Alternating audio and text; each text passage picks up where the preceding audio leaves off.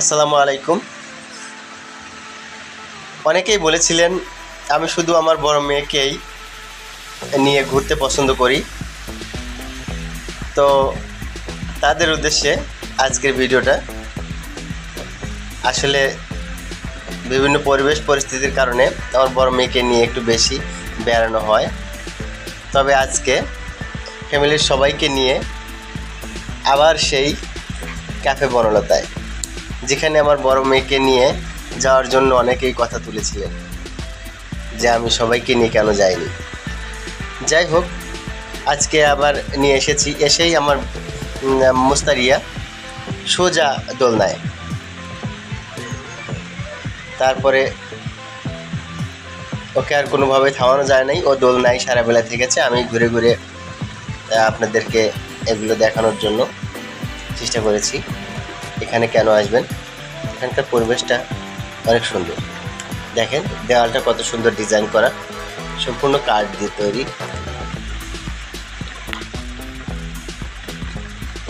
গাছের বিভিন্ন খণ্ড দিয়ে ডিজাইন করা, অনেক সুন্দর। দেয়ালটা অনেক সুন্দর, দেয়ালের ডিজাইনটা তো দেখার মতো। আর দুই দিকে তিনটা ছয়টা মাছ ধরার পলো, এটা সুন্দর, খুব সুন্দর দেখতে। আর দেখুন এটা শেড, এখানে সুন্দর করে করে বেঞ্চ করে দেওয়া আছে, টেবিল করে দেওয়া আছে। এটা হচ্ছে বাইরের দিকের লুকটা। এই যে আমার মেয়েটা আরামসে দোল খাচ্ছে।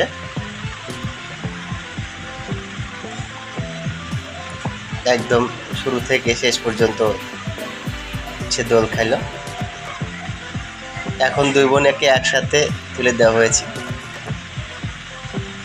আমার মুনতাহা এবং মুস্তারিয়া দুইজন একসাথে একই দোলনায় উঠেছে, অনেক মজা করেছে। মুনতাহা তো বেজায় খুশি, কিন্তু আমরা খুব ভয়ে ভয়ে ছিলাম কখন পড়ে যায়। ওর তো কোনো হাত পা ঠিক নাই, কখন কোন দিকে কখন লাভ দেয় তার কোনো গ্যারান্টি নেই। এক মিনিটেরও ভরসা নাই ওকে নিয়ে, কখন যে কী করে। তারপরেও মুস্তারিয়া বড় বোন হিসাবে অনেক চেষ্টা করেছে ওকে কন্ট্রোল করার জন্য। দুজন খুব খুশিতে দোল খেয়েছে। দেখেন উপরের চারদিকে গাছ আর খোলা আকাশ, সুন্দর করে লাইটিং করা, একদম জয়রামপুর রাস্তার পাশেই এটা। আর কাঠের টুকরা দিয়ে তৈরি ফার্নিচার, সব ফার্নিচারগুলো কিন্তু কাঠের টুকরা।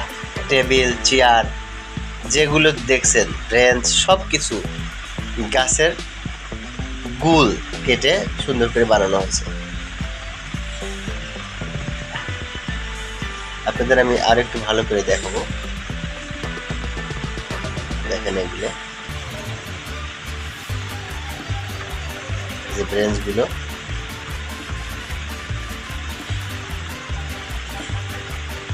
প্রত্যেকটা জিনিসই দেখার মতো।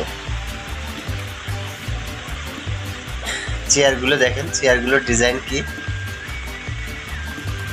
সব কিছুই ব্যতিক্রম, আমার কাছে ব্যতিক্রম লেগেছে। দেখেন পুরো গাছের একটা টুকরা দিয়ে টেবিল বানানো হয়েছে।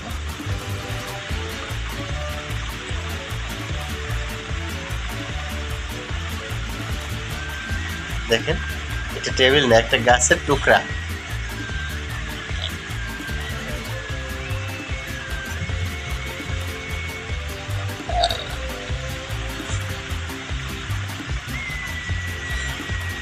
ক্যাফে বনলতা। আমার বাচ্চা, ছোট বাচ্চাটা মুনতাহা হাঁটাহাঁটি করছে বাইরের অংশে। তো সব কিছু দেখালাম। অনেক ধন্যবাদ, সবাই ভালো থাকবেন। আল্লাহ হাফেজ।